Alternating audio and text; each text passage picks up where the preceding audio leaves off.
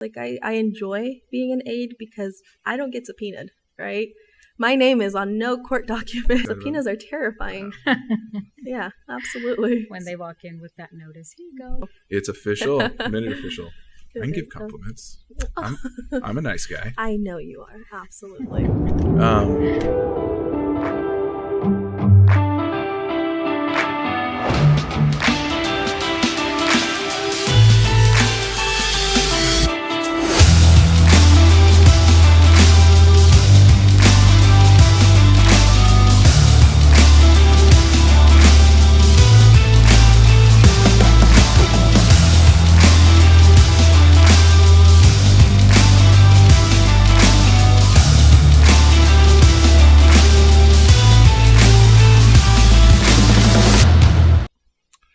Ladies and gentlemen, welcome to the Yuba Probation Podcast.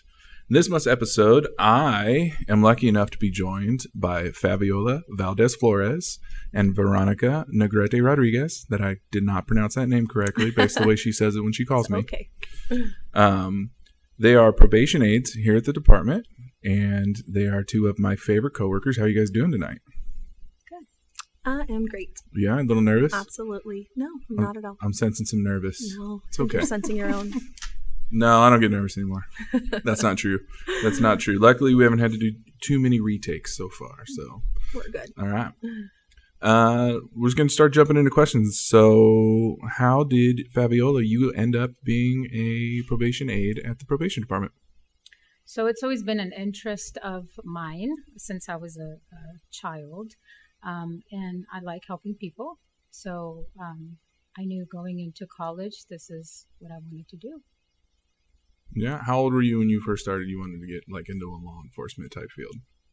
So I was probably since I started school, like kindergarten. I mean, I would look at police officers in the neighborhood and it was just like an awe for me. Like, wow, that's a pretty cool job. I want to do that when I grow up, so ever since I was small, pretty much like 5 years old. Was there anything specific about it, or just you thought they looked cool in uniform?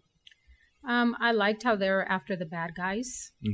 So right. I mean, I guess that's what sparked my interest and then they're cool canine dogs too. So yeah, I mean, it was pretty much kind of like a spotlight for me, I thought, wow, that's, they interact with the community, keep the community safe. So that's kind of what I wanted to do. Okay. Were you lucky enough to go to an elementary school that had the canine demonstrations? I think when I was small, I think we did have it, probably like in kindergarten. I remember. They would come to the school and I thought just showing the dogs and what they can do, the tricks, and, go after and bite the people that were dressed in this. Yeah. Puffy. 100% than you remember. This is exactly how it goes. Yeah, so I'm like, wow, that is so cool, So. I miss those. I'm a full-grown adult, and I'd probably still watch one of those, even though I've seen it a handful of times in my life. And Veronica. Hi. Hello. What brought you to Yuba County Probation? Fate, I think. No. All right. So, when I was growing up, and once I got into high school, I knew that I wanted to do something in which I was helping people, right? Mm-hmm. Didn't necessarily know exactly what I wanted to do, but I knew I wanted to do something within that, within that scope, right? Mm-hmm. So I started going to Yuba College, and I started actually doing the prereqs for the nursing program, and everything was going good, right? I did probably going halfway through.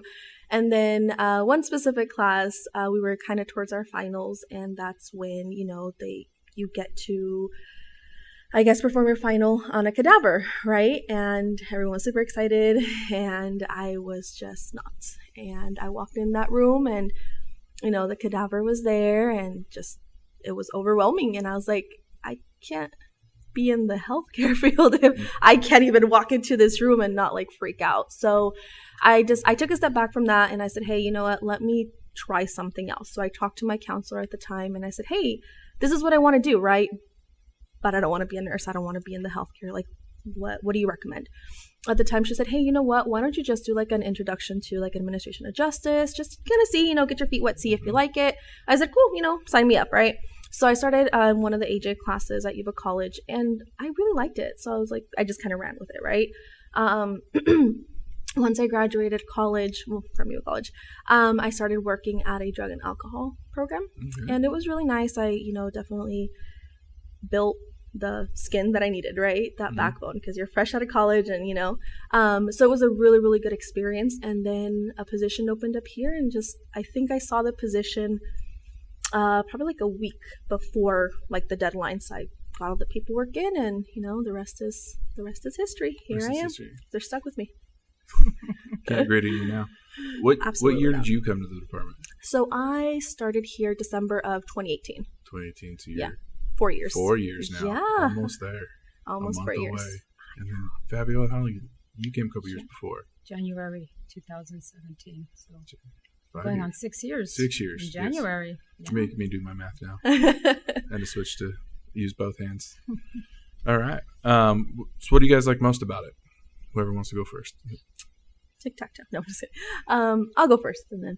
So I mean, of course, helping people, right? That was my big thing. And when I started working here, I was like, well, this is legit. Like, this is what we do. This is the core of everything, right? Is helping people get, starting new things with them, new chapters in their lives. And I think what I like the most is being able to be a part of these new chapters in our clients' lives is like, it's pretty rewarding. You know what I mean? Like, just one thing that comes to mind is I had a client who, wasn't doing that great. And, through course of time and programs and everything, and she just recently got like her brand new apartment and she's furnishing it, and just kind of seeing that transition and kind of being with her along the way, it's super rewarding. And I think it's like, oh, this is why I do what I do. Mind you, now I'm the community liaison, so it's a little bit different, but it's still super fun because you still get to interact with clients and you still get to do a whole lot of stuff. Okay. Is that person that you saw through struggle to now apartment furnishing, are they still on probation? They are actually, yes. Okay, so you yes. still get to see that. I do. Yeah. I do. So it's exciting. One of the downsides of probation, and this really is, not a downside per se, is people who end up doing really well, we often never see again. So we don't get to see them 2-3 years down the road, living lives, where they have jobs Right. and families and cars and they're Right. happy and content. And it's kind of nice that you've gotten to see a little bit of that. I And, did, yeah. it's cool sometimes to be out in the community. And it happens sometimes with me when I go to Walmart. I'll just run into people and be like, "Hey, how you doing?" They're like, "Oh, I just had kid number 2. Like, you want to see pictures?" I'm like, "Yeah, I want to see pictures. Of course I want to see pictures." How about you, Fabiola? What's your favorite part?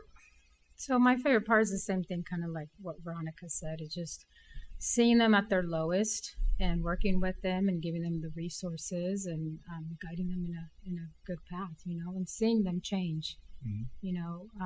Kind of show them their picture from when they first started probation, and you tell them, look how healthy you look. Look at how you look so different. And sometimes they're even surprised to look at themselves because I don't remember them being that way, when they first came to us. So just seeing the changes, and sometimes I even get phone calls from people I used to supervise, and they tell me, I know I'm not on probation anymore, but I need this advice. I really like how you used to talk to me when you supervised me. I really like your advice. So what about this or that? And just seeing positive changes is worthwhile for me.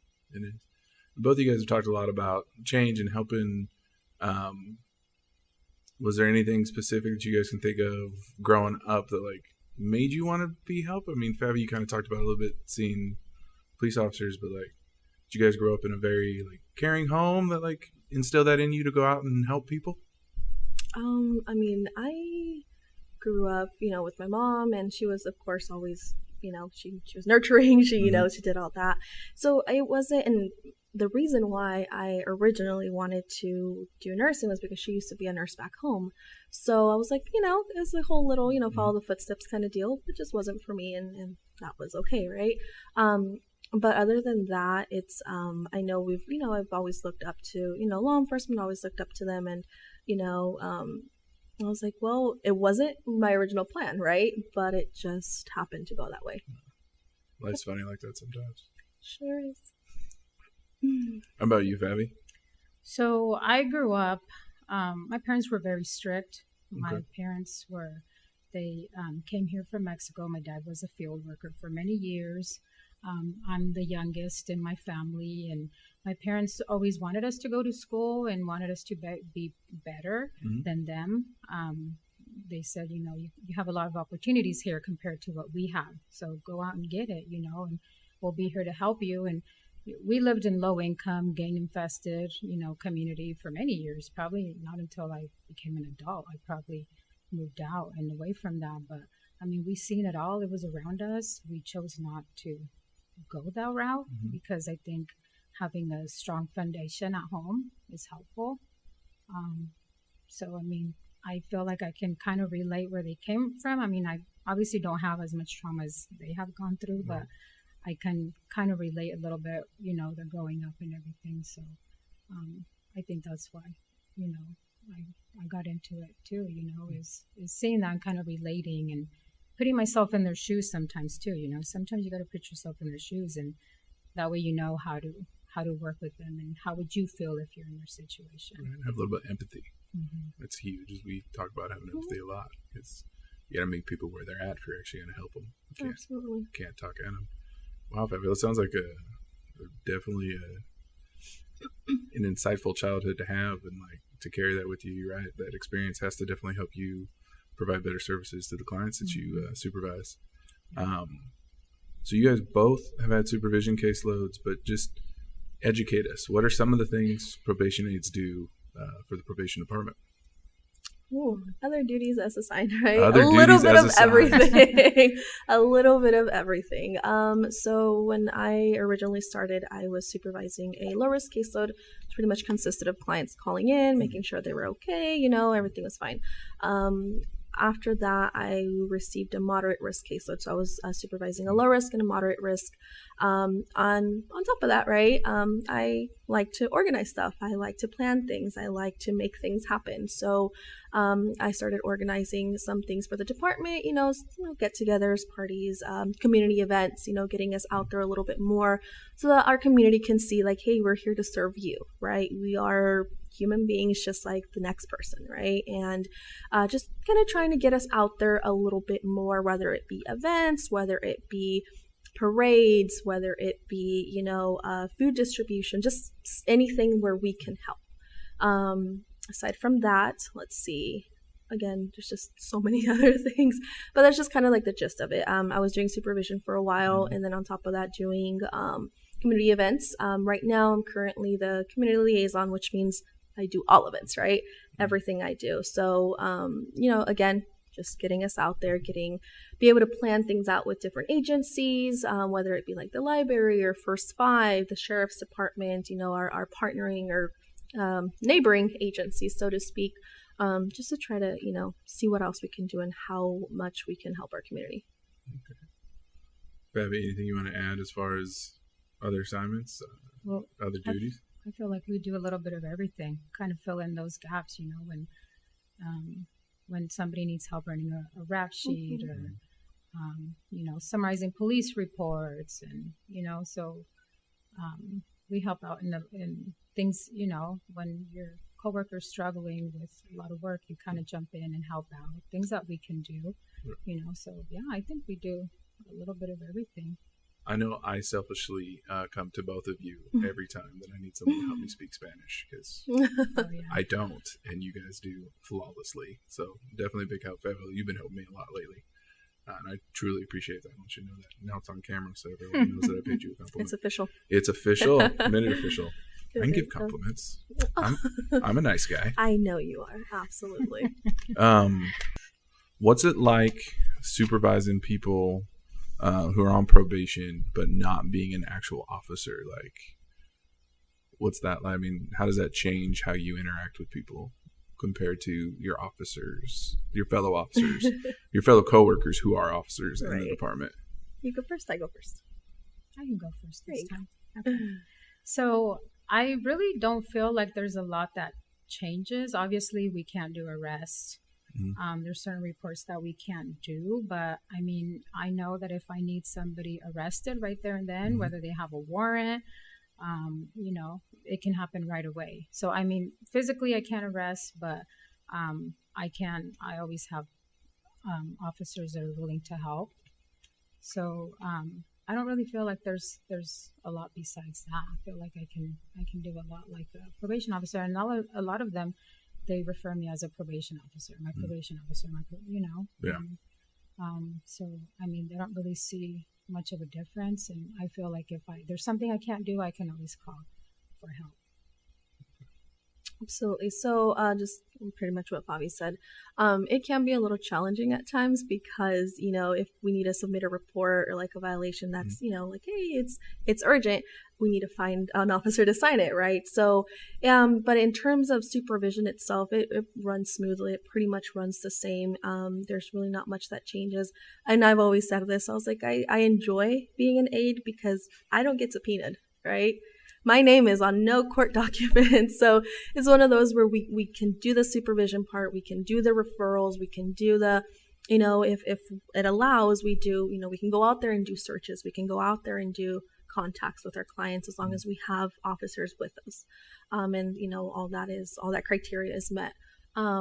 But other than that, like I said, the supervision part is really similar. It's more of the, hey, can you sign this for me? Or, hey, can you sign that for me? Or like Fabiola said is, going out in the field, arrests and stuff like that. Like, hey, can you, help me walk this person over or something like that. But it's fine, it's fine. And it's fun, where I'm getting that experience that I want, and I don't have to sign anything and I don't have to go to court. So I'm excited. I'm all for it. Yep. Don't have to testify? Absolutely. Is that you're pretty excited Subpoenas about? are terrifying. Yeah, absolutely. When they walk in with that notice, here you go. Mm-hmm. Yes. It's not fun. Yes. It's definitely not my favorite day when it happens. No. I mean, it's, testifying in court's not bad. Just the just subpoena delivery. Like, I don't know what you had planned, but prepared to be in court now. Absolutely. Yeah. I mean, it's all part of the job. But so it sounds like it takes a little extra amount of coordination in your guys' positions when supervising somebody to be able to do some of the things you need to do, being able to communicate. It really does. So what do you guys like most about the culture of our department? Oh, so, and I think it's been said before, is that we're super family oriented. Like, it's one of those where it's, about my kids, I know about your kids, and like, we're constantly like, hey, how are they? Or, it's not one of those things where we're like, ships passing in the night, where it's like, I hardly know your name, or I hardly know who you are. And it comes from the top down, right? Starting from our chief.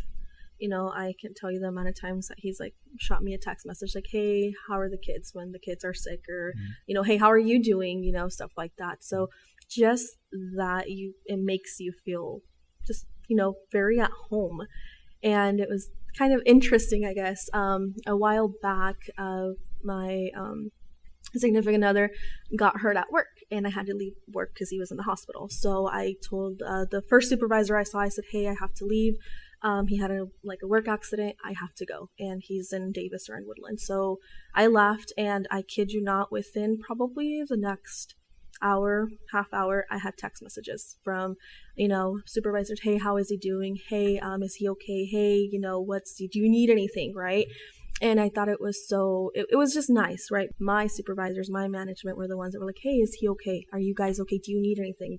Are the kids okay? And that it really hit home, right? I was like, oh, they do like me. Like, this is family, right? So that's just one of the biggest things. And I can't tell you, like, if one of my kids is sick, I can absolutely call and say, hey, you know what? My baby is sick. I have to leave. Or, I can't come in today. And it's never been like, oh, well, how sick is he? Can you really come in? You know what I mean? It's never been that situation. So that's the biggest thing for me. I love when you call in that people, like, the first question usually is like, hey, what can we get covered for you? Absolutely. Like, what did you have going today that we can get covered for you? It's funny you mentioned knowing about each other's kids. We had kids in 2020, like 2 months apart or something like that. Yeah, we shared a lot of stories. You guys jinxed me into having a girl.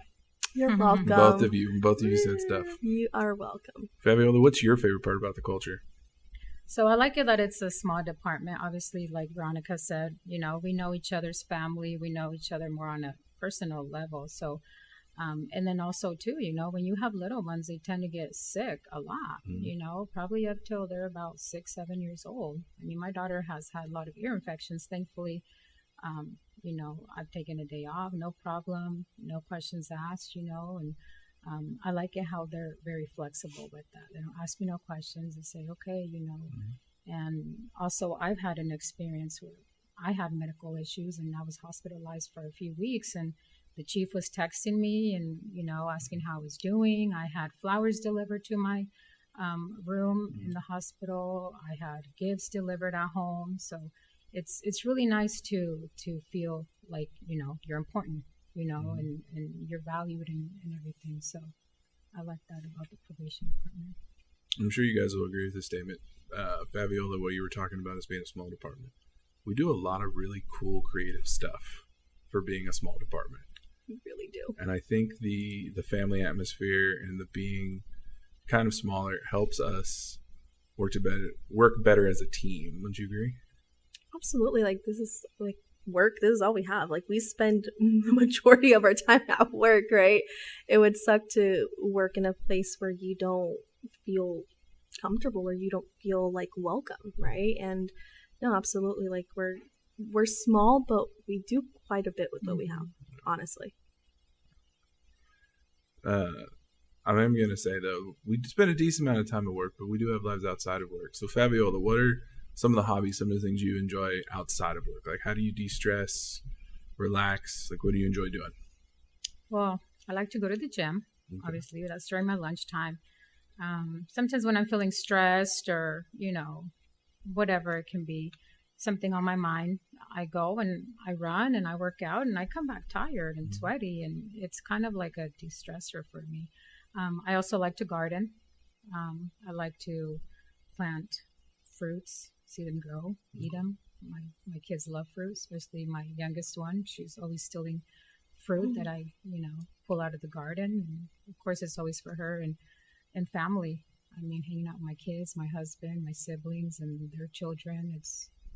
That's all what I do. That's my life outside. Sports too, sometimes. Okay. Do you have a large local family? I do. I mean, there's 5 in us. My husband has 10, and we're all here. So for holidays, birthday parties, we're hosting for at least 50 people, if not more. It's a lot. It is. There's a lot of people in the house. It's a lot of people coming over. And Veronica, what hobbies do you have outside of work? Man, that is interesting. Other than chasing small children. Other than chasing small, I feel like that's like 99% of what I do. So I enjoy being at home. I enjoy, taking the kids out, doing different things with them, trying to, I'm trying to do more on the experience side, right? Like, hey, can we experience this? Like, how can we do that? I love Dutch Bros. Do a Dutch Bros run every day. It's been noted. You don't text me every day, though. I am so sorry. That makes me upset. I am so sorry. You don't ask. The answer is usually yes. The answer is usually yes. Let's see what else. Man, put me on the spot there. I was like, maybe I don't have hobbies. Maybe I'm just Well, being a mom's a full-time job, it so is. It's hard. Yeah. Well, no, it's not hard. It's fun. No, it's occasionally hard. It's occasionally there. Fabiola, you'd agree, right? Being a mom's occasionally hard. Yeah. It's rewarding, though. Yes. It's worth it, yeah. I mean, they can drive you crazy, but you can't live without them. I would agree with that as a dad, 100%. 100%. Very rewarding, often very tiring. Yeah. Yep, absolutely. But other than that, I don't think I have many other hobbies. No, I think I need to pick up a hobby or something. Yeah. What kind of advice would you guys give to someone who wanted to get into our field? Holy cannoli. It is definitely a rewarding field, right? It's just more of do your research. And I think it's been said before, is do your research. Is this what you want? A lot of times when you ask, our community, like, hey, what does probation do? Right? They're like, oh, well, you just arrest people and, do all this stuff. And it's like, there's a million other things that we do, right? At some point, we're probably marriage counselors, we're individual counselors, we're therapists, we're a little bit of everything, right? It's not just one job. It's not just you're going to sit here and write reports and do this and arrest people. It's just, there's so many things, Advice-wise, I'd be, again, just maybe talk to somebody that's, been doing this for a little bit, just trying to see maybe a tour, reach out to the local agencies, see if you could get a tour, talk to somebody, I know before I got into this field, I did a Citizens Academy. It was through Yuba City Police Department though. And that helped a lot, honestly, because it helped see just the different aspects just of that one department, right? So that really, really helped. I know, if I'm not mistaken, we have one locally as well here through the Yuba County Sheriff's Department. So I just kind of do that, just see this is really what you want, talk to somebody, rub elbows, and just see. Yeah, I'm fairly confident the sheriff's department one's starting up like. I think so. Okay, yeah. So, And Fabiola, what advice did you get?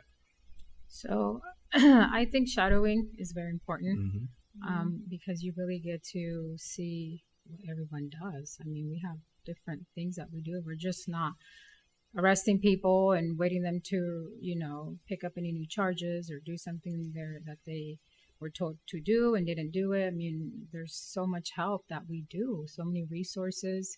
I had the opportunity to volunteer for about 1.5 years, many, many years ago, and I saw what probation was about, how much, we help out the community. Mm-hmm. We want to see changes and don't want them to come back into the system. So I really liked it, so I think shadowing, teaming up with somebody. And, I've seen some people come into the department and we're very welcoming. We're happy to see them. We're happy to show them what we do. So I think it's important to talk with somebody, team up and see if you can shadow somebody for a couple hours, half of a day, whatever you can do. Right. Make it a recurring thing even. Yeah. I'd forgotten that you had told me that before, that you were like an intern for a while before coming to us full time. But speaking about helping people stay out of the system and not return to the system, tell me more about your new assignment in the jail. So my new assignment, it's called a jail liaison. So what I do is I go into the jail and I assess inmates, see what type of resources, referrals they may need. And these are inmates that are either new on probation, they're coming from a revocation, they can even be PRCS, supervised by us, or they're not even being supervised. Maybe they're placed on summary probation, or maybe they got unsuccessfully terminated from probation and they just get a jail sentence. So I go in there and I assess them for different questions, housing, public assistance, employment, any substance abuse, and I try to either look for help for them, get something set up, or I give them an application for, it can be Social Security, their ID, we have waivers, and that way they already have it with them. So they can look into it when they get out, they can already have the application filled out, get what they need to do, and go in person and apply, or referrals. If they need to do for families here at the Team Center, if they do need to do domestic violence, I also do their assessment with them to help out for family counselors, kind of get the ball rolling and a little easier, so that way when they get out, they're already pretty much engaging in services. Okay. So you do like a transition plan with them? Yes. Okay. And that's for not just people on probation, you're doing that for people who just have regular sense, like there's not going to be any supervision after they get released? Yeah, I do that for them too. Yeah. That's awesome. I didn't realize that was an aspect of that program. Yeah. Usually I see people who are at least doing a 30-day actual jail commitment. And I try to see them. So that way it gives me enough time to look into what they had told me that they need help with. And I'm not feeling rushed, and I can provide the documents or refer them or give them resources. So yeah, usually it's about 30 days that they have left. I go in and see them. Okay. How long have you been doing that? How long ago did that assignment start? So it started about maybe 1.5 months ago or so. I think it'd be interesting to have you come back on the podcast in like a year and talk about what that assignment looks like in a year, and then also success stories that come from that. Because I think shortening the time between release to getting attached to a program has to reduce recidivism in the long run. Yeah. That would be my guess. Yeah, we're trying to get them engaged right away and not wait for a week, 2 weeks, even a month, because I know that coming to a program here at the Teen Center, it gets pretty full quickly. Yeah. And if they have to wait, then that's more chances for them to go back to their old ways. We want to keep them focused, motivated, So yeah, I mean, I think it's a good idea. I'm reaching out to different people from the community and getting to know people, and people helping me out to, get this inmate the help that they need. Right. This is a fun assignment. That has to be. I look forward to seeing the success that comes out of that. But speaking of the community, this is normally the part of the podcast where I tell the community about upcoming events in November. But since I have our community liaison here, I'm going to give you an opportunity. What events do we have upcoming in November or into December? What do we got on the schedule? Thanksgiving. Yeah, everyone's got Thanksgiving, right? Yeah. Yeah. So we will be participating in the Veterans Day Parade this year. We will be walking with the Sheriff's Department. We have a couple other things lined up for November. We're doing a few events at the schools. We're going to put on a presentation. I think our area is going to be like, the risks of smoking, risks of vaping. We're going to be doing these presentations at the school. So it's a 2-day event. We usually do, let's see what else, aside from the Veterans Day Parade. And then after that, we're going to jump into December, and then that's our Christmas parade. So that takes a lot of planning this year. So last year was super exciting. It was our first year actually kind of doing our own thing, I believe. And I, with the help of the kids at our camp, we built a float. And it was super exciting. The kids were so excited because, we built something literally from the floor up, right? Like, we had a trailer and we said, okay, this is the vision. Like, let's get to it, right? And they were like, of course, with supervision and everything, they were like, using power tools and getting, things put together and whatnot. And it was so exciting once it was all finished. It wasn't the best because it was our first year and we, we did what we could. So this year we're hoping to do something to start a little sooner on the planning and the making of it, but we're really excited and looking forward to that. So with the holidays, it's always a little busier. We have a lot of different things going on, but community wise, we do have those parades coming up, those school events, and yeah, that's about it. Right. So that's the Marysville Veteran Parade, correct? That is correct, and the Marysville Christmas Parade as well. Okay, and the Veterans Parade will be actually on the 11th this year. It will, yes, on that. I believe it's a Friday. The Friday, it is a Friday, 3-day weekend. Yes. Is. Yeah. And then which schools are we going to be at? So we will be at Lyndhurst High School and Marysville High School. Okay. Those are the 2 schools we will be in our presentations. Okay. Yep. All right. Yep. Go Lyndhurst. Before I let you guys go, is there anything else you want the world to know? Oh, man. I don't know. I think we kind of covered everything. Just 2 happy aides here. Just 2 happy, golly people. Like I said in the intro, you guys are 2 of my favorite coworkers, and you do a lot for our department. Thank you. Appreciate that. You're always helpful, and it's appreciated. So with that, ladies and gentlemen, we're going to say goodbye to everyone. If you could do me a favor, do us a favor, the department a favor, like and share this video. It's going to be out on Facebook. Veronica, the community liaison, will make sure that happens. Sure will. We'll be releasing this November 1st. Like and share.